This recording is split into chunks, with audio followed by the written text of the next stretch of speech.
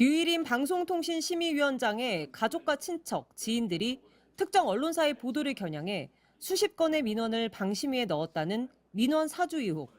지난해 12월 방심위 내부 관계자가 권익위에 신고하면서 의혹이 처음 알려졌지만 류 위원장은 모르는 일이라고 부인했습니다. 당초 조사 기한인 3월을 훌쩍 넘긴 권익위는 어젯밤 8시 반쯤 긴급 브리핑을 열고 해당 사건을 방심위에 다시 보낸다고 밝혔습니다. 참고인들 간 그리고 방심위원장의 진술이 일치하지 않아 이첩 대상인지 또는 종결 처리 대상인지가 명백하지 않으므로 방심위에 송부하기로 결정하였습니다. 해당 의혹을 줄곧 부인한 류일임 위원장과 다른 참고인들의 진술이 맞지 않으니 방심위가 다시 조사하라는 결론입니다. 의혹의 당사자가 위원장인데 방심위가 제대로 조사할 수 있겠냐는 질문에 권익위 관계자는 위원장 외에 담당관을 따로 지정할 수 있다고 말했습니다. 6개월이나 걸린 조사였지만 사실상 류일임 위원장 봐주기가 아니었냐는 반발이 나왔습니다. 권익위 간판 떼야 된다고 생각해요. 부패 방지하고 이해충돌 방지 전문 기관이라고 만들어진 기관인데 이렇게 명백한 거 하나 판단을 하지 못하고 민원 사주 의혹을 처음 제기한 신고자에 대해선 경찰에 넘기기로 했습니다.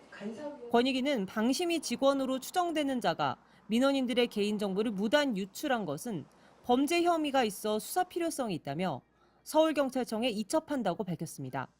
MBC 뉴스 조재영입니다. 류일임 방송통신심의위원장은 지난해 9월 8일 취임했습니다. 이때를 전후해 방심위에는 그의 주변인들이 특정 언론사들 보도를 심의해달라며 수십 건의 민원을 내기 시작합니다. 아들과 동생, 처제, 조카 등 류 위원장의 일가는 물론 심지어 옛 직장 관계자들까지 민원인으로 등장했습니다. 그러나 류 위원장은 이 안건들을 회피하지 않은 채 심의에 참여했습니다.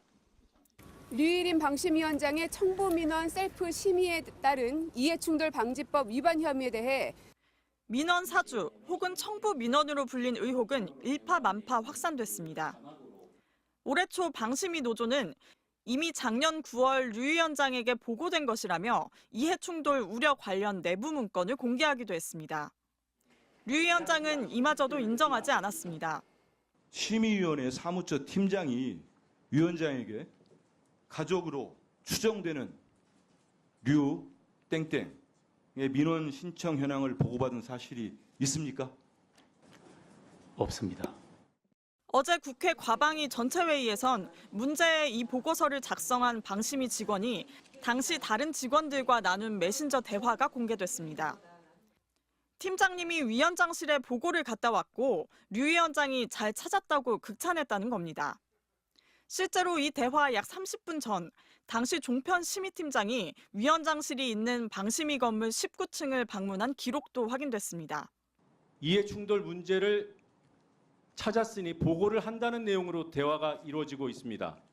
보고를 안 하면 나중에 리스크가 더 커진다. 심지어 이런 내용이 나오죠. 민원 사주 의혹이 불거지자 시민단체 등은 류일임 위원장을 이해충돌 방지법 위반 등 혐의로 검찰에 고발했습니다. 그러나 사건은 서울 양천경찰서로 넘겨졌고 류 위원장은 반년째 조사를 받지 않고 있습니다. 반면 방심위가 민원인의 개인정보를 무단 유출했다며 직원들을 수사 의뢰한 사건은 서울경찰청 반부패 공공범죄수사대가 맡아 방심위를 압수수색하는 등 수사가 활기를 띠고 있습니다. MBC 뉴스 이혜리입니다. 지난 9월 방송통신심의위원회는 뉴스타파의 김만배 씨의 인터뷰를 인용 보도한 방송사들에 대해 긴급 심의를 열어 MBC와 KBS 등 방송사 4곳에 유례없는 과징금을 부과하도록 결정했습니다. 그런데 긴급 심의 결정 전후로 당시 방심위원이었던 유일임 현 방심위원장의 가족과 친척, 지인들의 이름으로 수십 건의 민원이 집중 접수된 사실이 MBC 취재 결과 확인됐습니다. 먼저 이혜리 기자가 보도합니다. 지난달 뉴스타파의 김만배 신앙림 인터뷰를 인용 보도한 방송사들의 과징금 부과라는 중징계가 내려졌습니다.